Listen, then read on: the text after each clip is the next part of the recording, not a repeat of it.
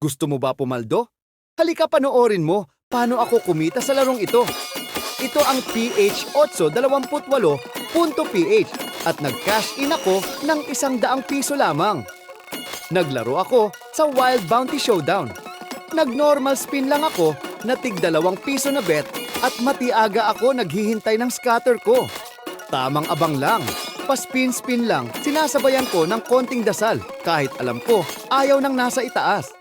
Dahil ito ay isang sugal.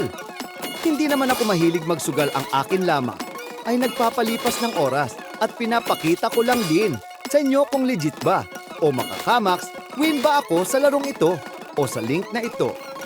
Ang aking ₱100 na cash in naging ₱500 na. Hindi na rin ganun kasama at least panalo pa. Kaya kayo hinay-hinay lang kapag taya, baka imbis na pumaldo, mapalo pa ng ina mo o asawa mo. Joke lang po! Paalala lamang, maglaro ng naaayon sa kakayahan lamang. Itaya kung ano lang ang kayang mawala, yun lamang. Salamat sa panonood. Good luck sa susubok po. Paalam.